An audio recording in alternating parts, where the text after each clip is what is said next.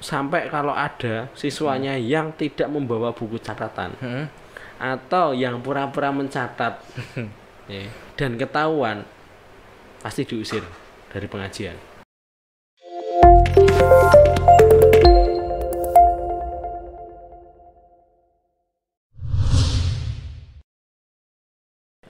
Bismillahirrahmanirrahim. Assalamualaikum warahmatullahi wabarakatuh. Selamat malam teman-teman sekalian. Hari ini kita kedatangan satu tamu istimewa, Mas Abdul Wahid ya Mas ya. Iya. Nah, sekarang kita akan membahas satu buku. Namanya, judul bukunya adalah Al Ustadz Abdullah Tufail Saputra. Langsung kepada atau bersamaan dengan penulisnya yaitu Mas Abdul Wahid. Nah, biar nanti kita kenal lebih dalam ya kan tentang buku ini. Yang paling penting adalah bagaimana penulisnya dulu gitu ya. Kira-kira Mas Abdul Wahid ini siapa dan kenapa kok pengen menulis buku ini? Nah, kira-kira gitu Mas. Iya. Langsung aja monggo. Oke, Bismillahirrahmanirrahim. Ya, saya sendiri sebetulnya seorang pembaca dan penulis ya awalnya. Karena itu profesi saya. Sambilan sebenarnya profesi sambilan karena profesi sesungguhnya guru ya, guru bahasa Indonesia. Dan nama saya lengkapnya Abdul Wahid. Ya, Abdul Wahid. Kalau mau diberi titel ya titelnya Sarjana Sastra atau SS gitu ya.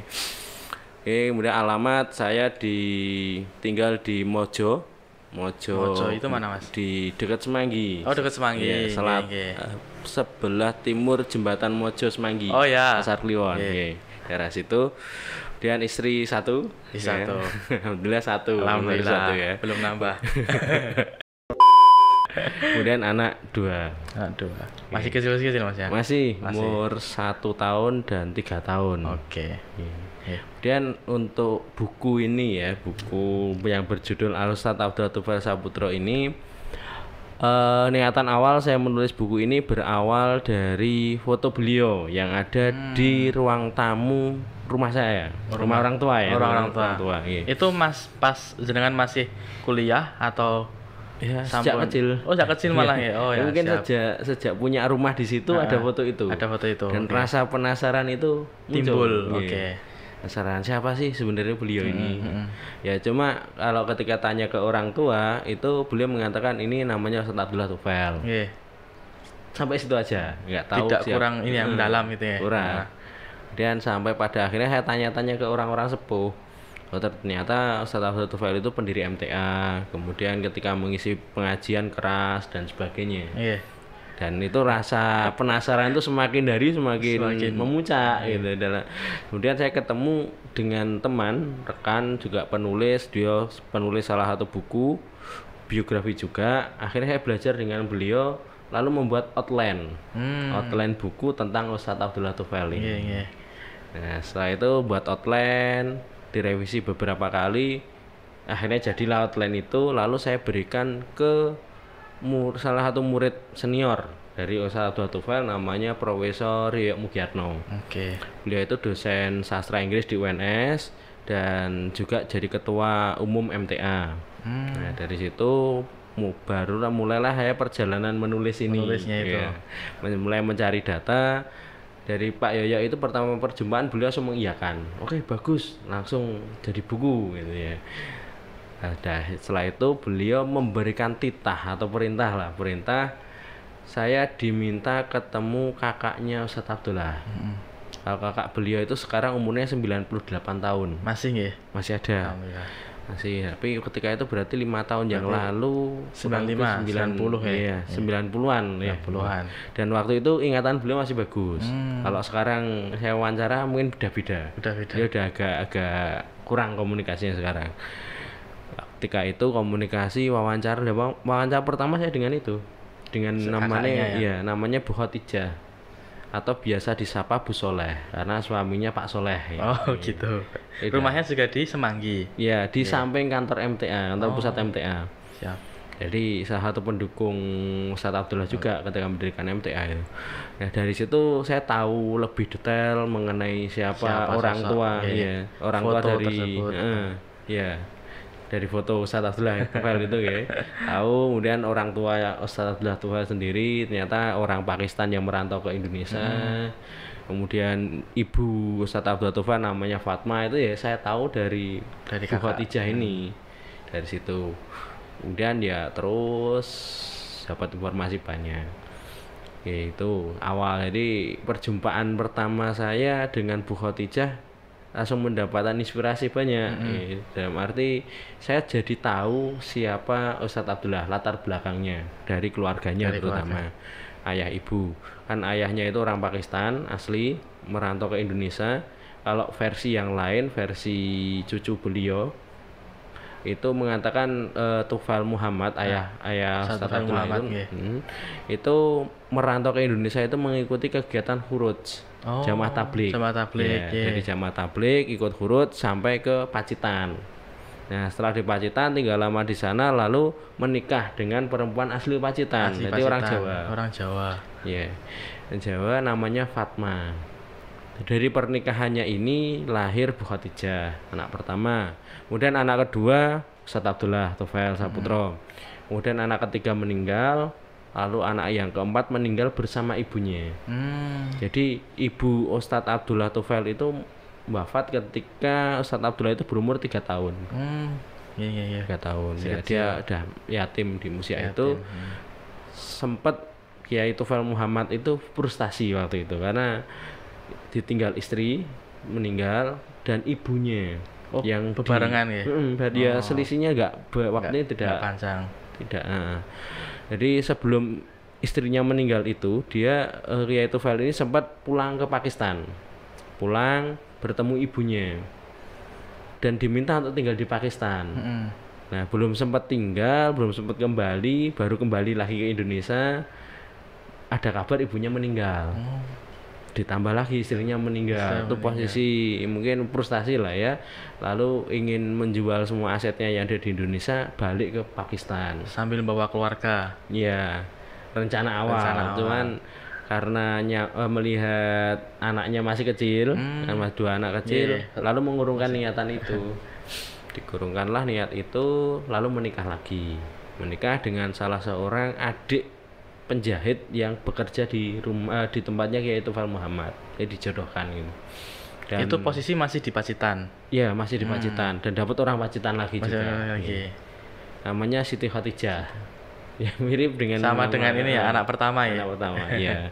Dan akhirnya beliau berdua ini hidup bahagia dengan 12 putra.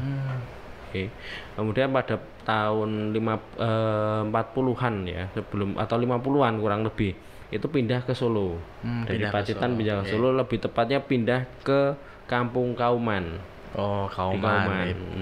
Kumpulan ulama-ulama di sana. Iya. Nah, di kampung itulah Ustadz Abdullah itu mulai mengenal ulama-ulama yang ada di Solo. Gitu. Jadi awalnya beliau itu sekolahnya di HIS.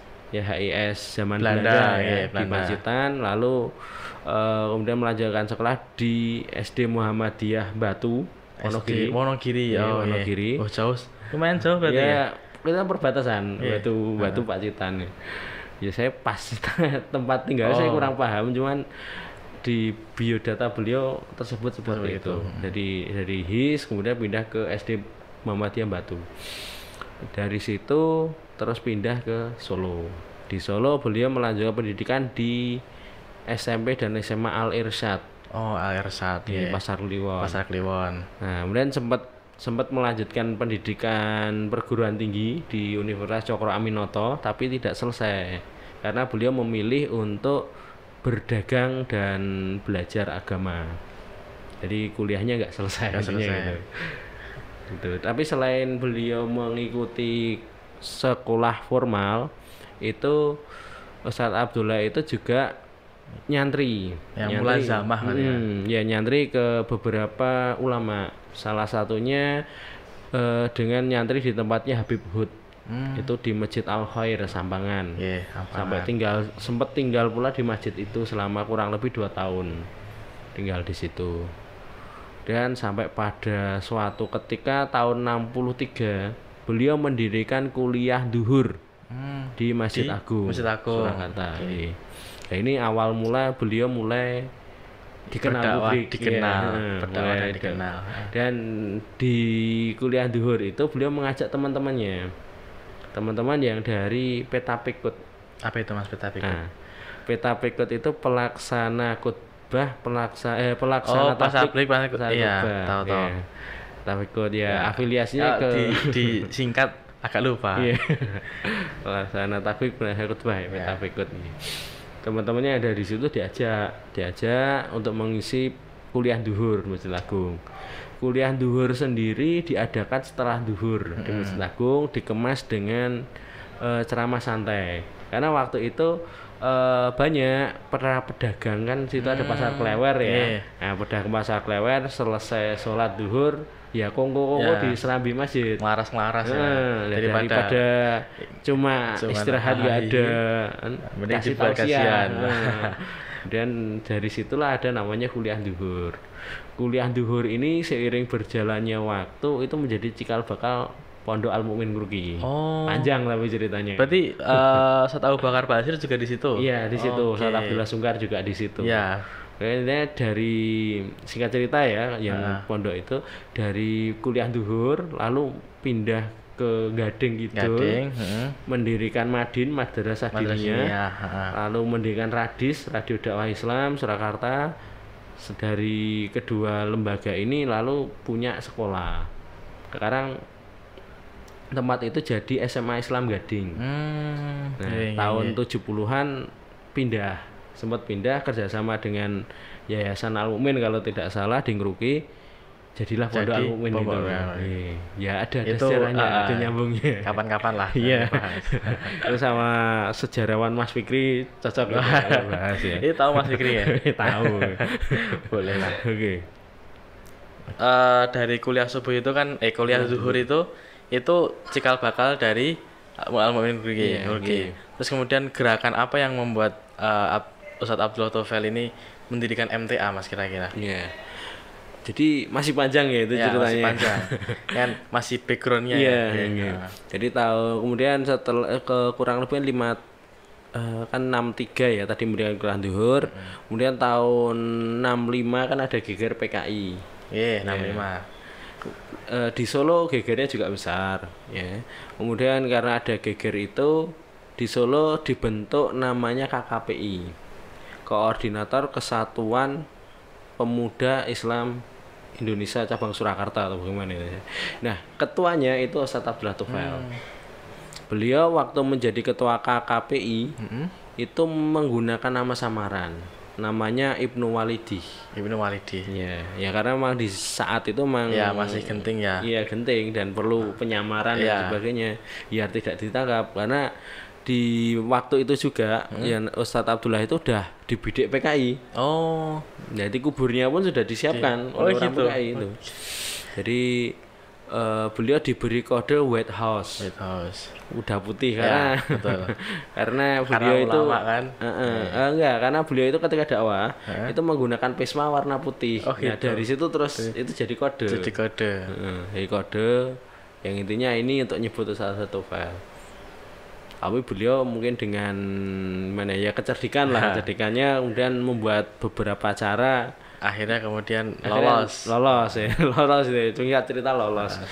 Iya, cerita lolos karena ya beliau salah satu yang membuat dalam tanda petik menentang sisa-sisa PKI juga. Dia menumpas lah dengan organisasi namanya KKPI.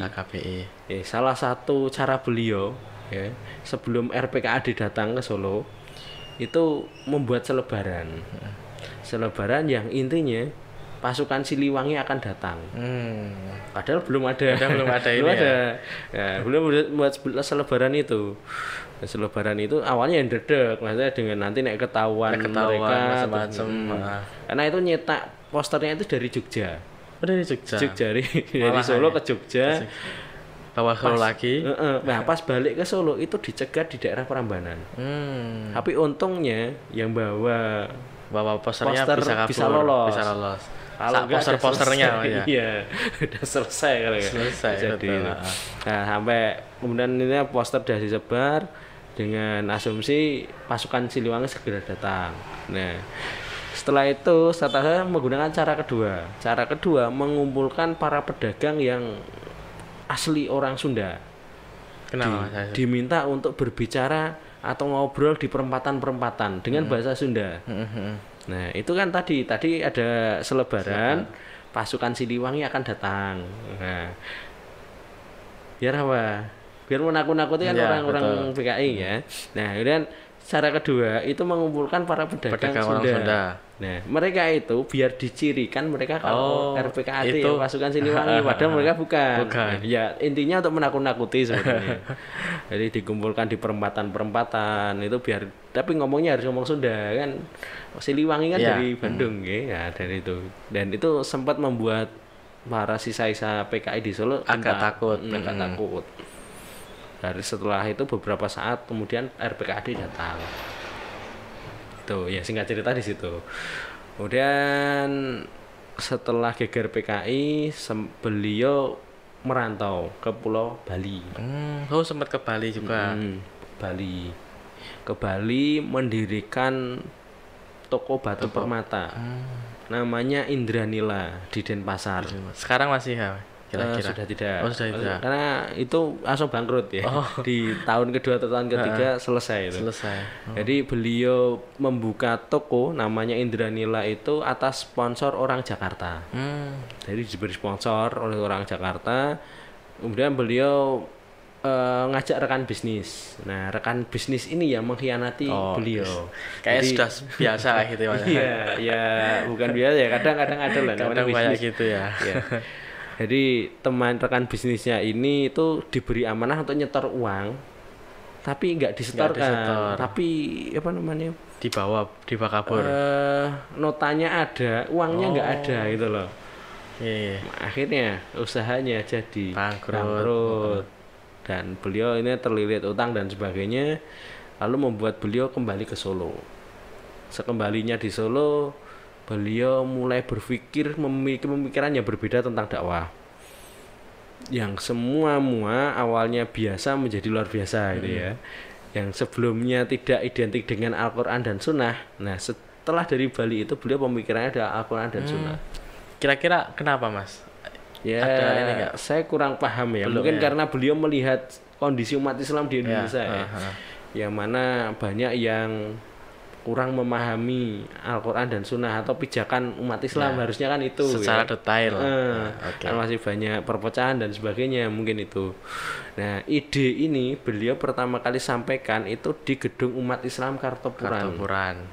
Jadi dengan mengundang para tetua organisasi pemuda Islam waktu itu yang sebetulnya dulunya sudah gabung di KKPI konsol-konsol dikumpulkan kembali.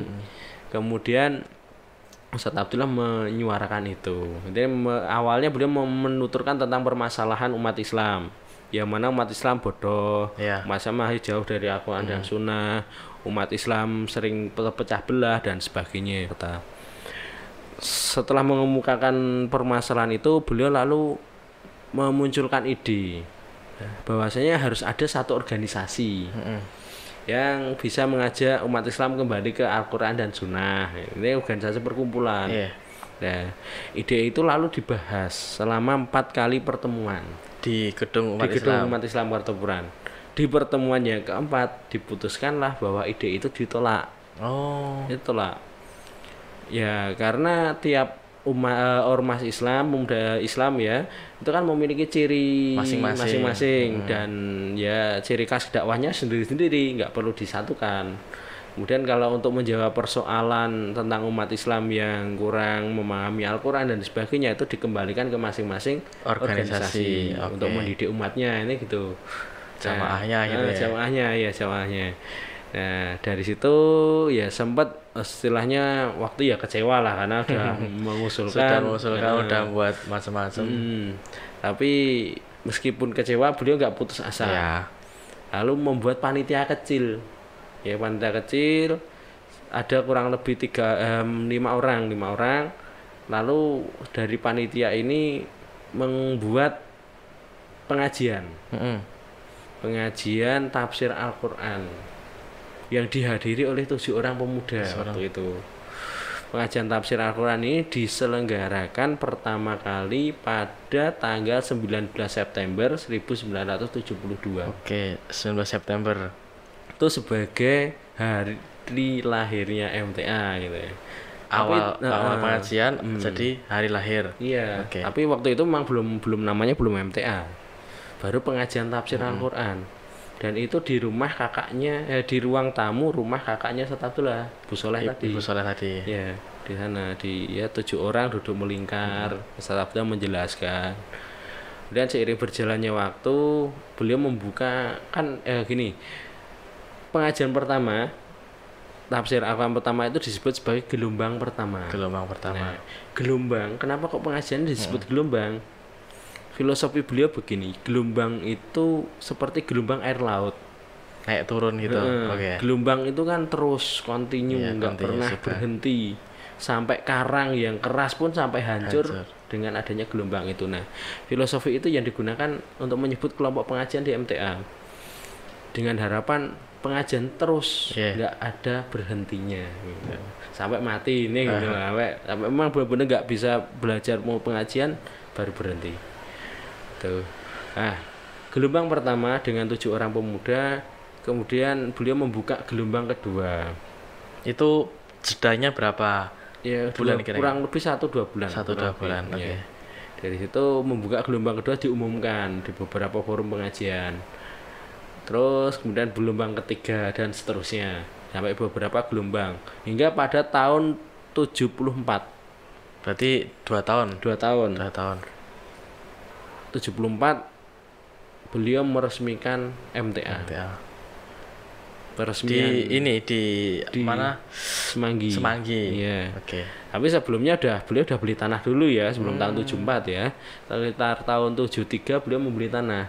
Tanah itu dibeli ketika beliau posisi 0 atau mungkin minus soal keuangan ya. Karena bangkrut tadi. Sampai menjual emas perhiasannya istri beliau.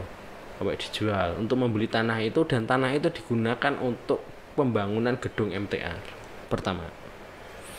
Ya, tanahnya yang membeli itu Ustaz Abdullah, tapi yang membangun. Nah, yang bangun bukan Ustaz Abdullah yang bangunkan. Yang membangunkan itu namanya Haji Matori. Ya, siapa itu? Haji Matori itu masih sanak saudaranya Bu Hajah Nuriyah Sobron. Oh. Adiknya atau kakaknya ya, kurang paham. Haji Matori dulu itu teman-temannya Ustaz Abdullah juga ketika di KKPI. Di KKPI Haji Matori ini menjabat sebagai bendahara KKPI. Ya, masih akrab lah ini dan mau memberi sumbangan membuatkan gedung pengajian. Nah, tapi memang belum selesai waktu itu. Jadi gedungnya sudah jadi tapi pintunya belum ada. Oke, jadi perkakasnya ya. Ya. Dan bagi beliau udah layak untuk tempat pengajian. Ya udah buat pengajian. Dan tahun 74 gedung itu diresmikan bersamaan dengan pelegalan Yayasan Majelis Tafsir Al-Quran pada berapa ya? 19 September itu juga? Bukan. Oh, beda. Pada tanggal 23 Januari 1974. Nih, itu. Dan itu bersamaan pelegalan MTA. Dan Ustaz Abdullah ini menjadi pendiri tunggal Yayasan Majelis Tafsir Al-Quran di akta notaris yang tertulis. Ya. Gitu. Berarti Mas juga sempat mewawancarai sanak saudaranya Haji Matori itu kira-kira?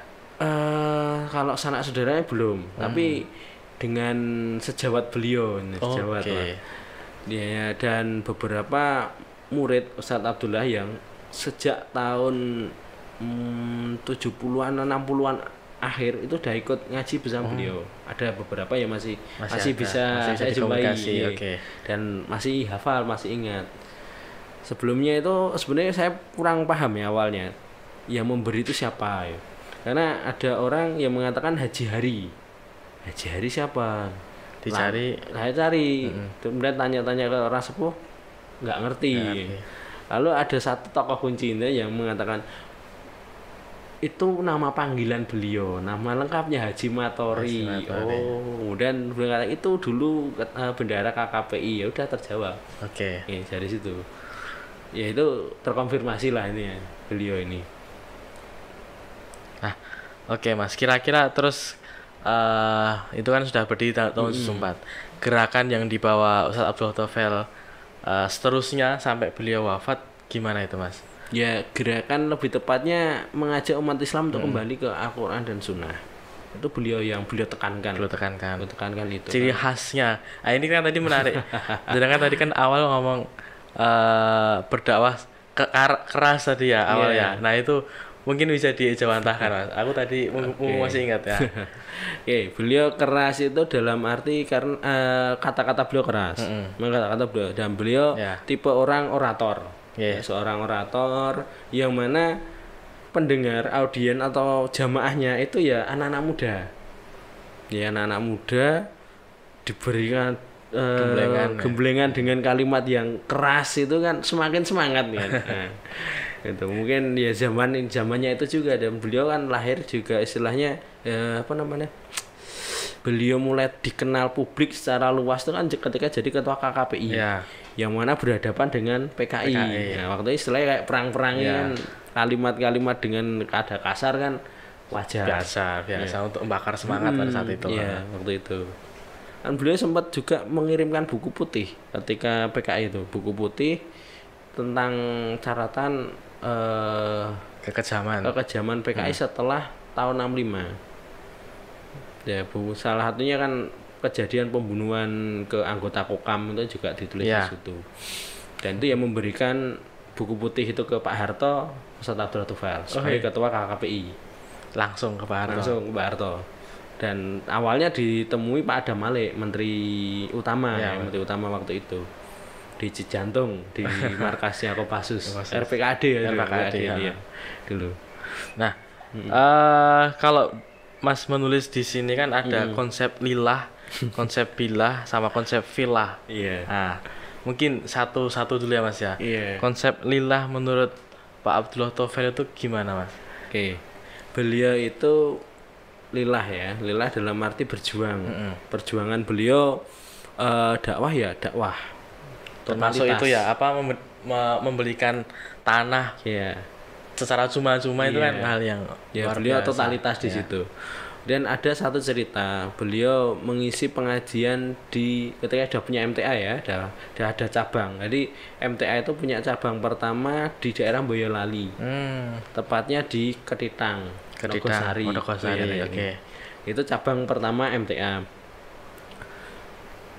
Semanggi, Ketitang itu jauh. Dan waktu itu kan transportasi tidak sebanyak sekarang Dan beliau waktu itu hanya menggunakan sepeda motor. Sempat suatu ketika beliau berangkat dari Semanggi ke Ketitang. Di tengah perjalanan motornya mogok. Kalau dipikir-pikir lebih baik kembali ke Semanggi daripada tetap melanjutkan perjalanan ke Ketitang. Karena mungkin kalau dilanjutkan sampai sana mungkin jam 9 malam. Udah selesai pengajian, udah hilang orangnya mungkin. Tapi beliau karena semangat mungkin lillah tadi mengatakan ke temannya atau ke orang yang membersamai beliau kan boncengan, misalnya tetap berangkat meskipun nggak ada orangnya. Berarti berangkatnya jalan kaki dituntun kurang lebih. Alhamdulillahnya mungkin mukjizat Allah ya, atau pertolongan Allah karena lillah ya. Itu motornya bisa hidup kembali setelah dituntun 500 meter. Sampai 500 meter. Yang bonceng itu loh, yang bonceng mikir. Ini tekan kono tenan mlaku ya. Mikir melu ngetut ki ora kok dadi koyo piye. Ora melu koyo pekewo ya. Tapi alhamdulillah berkat pertolongan Allah ya. Itu jalan dan akhirnya sampai ke Ketitang, masih ada jamaahnya ya, kemudian pengajian masih bisa dimulai. Benar tuh itu konsep lilahnya. Akhirnya sampai di sana masih ada jamaahnya. Terus gimana Mas? Itu karena beliau benar beralasan begini, itu namanya tekad. Ketika membentuk sebuah jamaah kita harus totalitas. Jadi MTA itu memang sejak awal beliau didik warganya atau jamaahnya dengan totalitas, dengan sungguh-sungguh. Jadi di MTA itu mungkin jarang atau mungkin tidak ada sumbangan sama sekali. Dalam arti begini, membuat proposal untuk cari dana itu di MTA dalam tanda petik ya, kayak hukumnya haram gitu. Kalau mau ada kegiatan dakwah yang membiayai ya dirinya sendiri, iuran sendiri. Jadi dari jamaahnya untuk jamaahnya. Oke. Gitu. Itu ya, tapi ya sempat kan bangun gedung MTA karena waktu itu jamaahnya memang belum banyak ya, dan itu masih membutuhkan pertolongan kan, akhirnya minta bantuan ke orang lain. Tapi semata-mata kan juga untuk dakwah. Iya, itu yang penting kan itu. Dan selain itu beliau menanamkan ke warga MTA nggak boleh minta sumbangan. Terus baik itu ke pemerintah, ke masyarakat yang lain. Ini dari jamaah ya untuk jamaah. Misalkan MTA ingin mengadakan pengajian akbar, membutuhkan dana misalkan 500 juta misalkan. Nah, uangnya dari mana? Iuran jamaah sendiri. Kalau hari ini nggak bisa membayar, bisa dibayar kapan? Ada perjanjian. Ada juga modelnya dicicil. Misalkan dicicil selama 1 tahun, per bulannya 20.000 misalkan selama 1 tahun, itu juga boleh, metode aja. Ya intinya dari jamaah untuk jamaah. Jamaah. Itu konsep beliau lillah. Ya. Kemudian billah Mas, pertolongan Allah. Ya salah satunya tadi ya. Motornya tadi. Ini kita udah bertekad, udah berjuang, pertolongan Allah datang. Nyatanya juga MTA dulu kan tidak ada dalam arti keuangannya lah, disebut uangannya aja, dan wujud pergerakannya pun tidak sebesar sekarang. Karena sekarang orang melihat kan musik gedung pengajiannya MTA besar di Solo dan jamaahnya tiap hari Ahad. Kalau sebelum pandemi ya itu banyak ribuan, paling tidak ada 8 ribuan kan.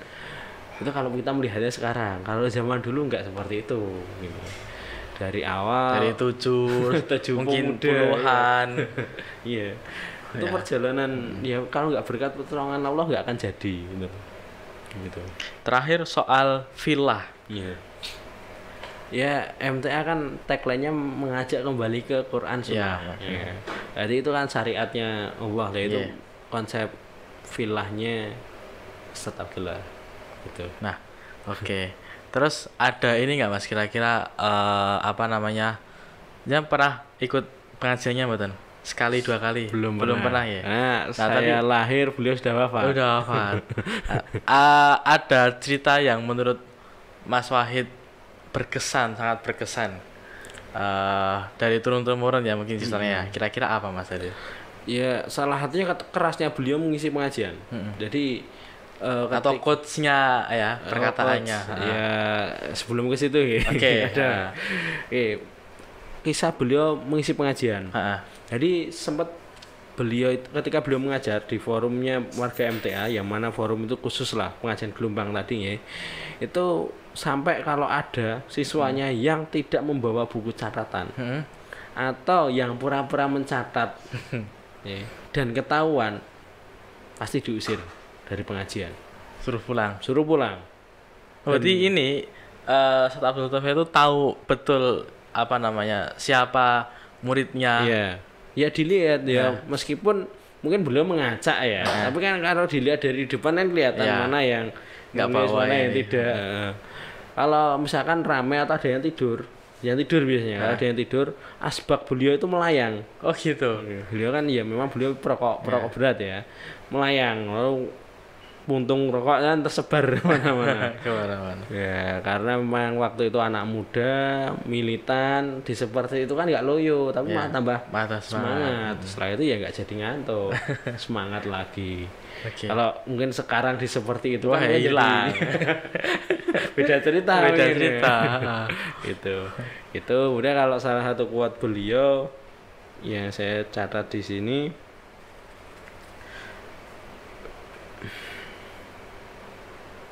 Tentang kemuliaan ya, tentang kemuliaan. Beliau pernah menyampaikan di sebuah pengajian yang judulnya itu kesetiaan dalam menunaikan perjalanan. Quote beliau, kemuliaan yang abadi hanyalah milik mereka yang setia. Kejujuran hanyalah milik mereka yang suci dan jujur. Cukuplah bagi kita untuk mengambil pelajaran dari Al-Quran tentang nasib buruk yang menimpa umat-umat terdahulu. Ya kita di situ mau belajar sejarah kan, dari mana? Dari Al-Quran. Dari kisah yang sudah ada di Al-Quran kita bisa mencermati bagaimana umat terdahulu, mungkin itu yang disampaikan oleh Ustaz Abdullah. Oke, ya dan selebihnya cerita tentang MTA masih panjang ya, nanti bisa dibaca di buku ini ya Mas. Ya, di buku ini. Ini kalau mau pesan nanti bisa tuh di rumah baca Mas ya. Ya bisa. Ini harganya 100.000. Oke, siap. Dan ini saya baca tadi jilid pertama Mas ya. Berarti masih ada jilid kedua. Ada. Kira-kira mau dibuat berapa jilid Mas? Kalau saya sih sebanyak-banyaknya bisa. Sedetail mungkin ya. Iya, ya sebisa saya menulis itu aja. Karena data saya ya ada yang perlu dan bisa dipublikasikan, ya memang ada yang tidak bisa. Dalam arti kan dinamika organisasi kan ya nggak perlu diperbincangkan ya juga ada. Oke. Mungkin terakhir Mas. Menurut Mas Wahid MTA secara umum, kemudian dakwah Ustaz Abdullah Tofel, kemudian diganti sampai hari ini dengan penerus-penerusnya, itu seperti apa Mas? Maksudnya gimana? Jadi nilai yang dibawa Ustaz Abdullah Tofel sampai hari ini dengan kerasnya tadi itu melekat ke jamaah sampai hari ini atau tadi, dan bagaimana dakwah MTA hari ini kira-kira? Ya semangat beliau, lilahnya beliau masih di MTA, masih terjiwai di MTA. Dan itu dilanjutkan oleh penerus beliau dulu Ustaz RS Ahmad Sukino, beliau wafat, dan sekarang penulisnya Ustaz Nur Khalid Saifullah LC masih melanjutkan apa yang disampaikan oleh Ustaz Abdullah. Dan kami tidak pernah, atau beliau-beliau tidak pernah mengingkari pendiri MTA itu ya Ustaz Abdullah. Dengan dinamika yang beliau bangun gitu. Dengan kerasnya beliau mengajar, dengan penanaman yang kemandirian yang beliau ajarkan, dari menghidupi pengajian ya harus dari keringat sendiri. Itu kan itu sebuah konsep yang menurut saya sangat bagus ya. Dan itu dibutuhkan bagi seseorang ya, atau siapapun lah, dalam membentuk sebuah organisasi yang sifatnya ada jamaahnya di situ, ada umatnya, ada komunitasnya. Harus ada perjuangan. Ada. Closing statement Mas kira-kira untuk jadi nilai pembelajaran bagi kita. Jadi sejarah itu kan mengajarkan kita tentang cerita. Cerita orang-orang terdahulu yang mana bisa kita ambil hikmah. Sebagai pelajaran untuk kita melangkah ke depan. Jadi sebagai pijakan, dulu orang zaman lampau pernah melakukan suatu keputusan tapi akhirnya seperti ini. Nah, kita belajar dari situ. Semoga tidak terjerumus ke hal yang sama. Itulah pentingnya atau hikmah dari belajar sejarah. Teman-teman bisa order dari sini ya. Apa yang kita omongkan di sini itu sebagai spoiler aja Mas ya, biar teman-teman penasaran buku isinya apa dan bagaimana dakwah MTA sampai hari ini besar. Kalau kita lihat gedung pusatnya udah pindah di Mangkunegaran. Nah, kemudian gedung di Karanganyar juga megah juga. Pondok pesantren MTA. Pondok pesantrennya. Bukan berarti fisiknya, tapi bagaimana nilai yang dibawanya itu yang penting. Nah, nilai itu tidak bisa dibaca kecuali kita membaca sejarah tadi. Gitu teman-teman sekalian, podcast kita hari ini. Semoga nanti teman-teman terinspirasi dan kita bisa mewawancarai Mas Abdul Wahid untuk jilid kedua Mas nanti ya. Siap. Dan kita nantikan juga podcast-podcast selanjutnya. Kurang lebihnya mohon maaf.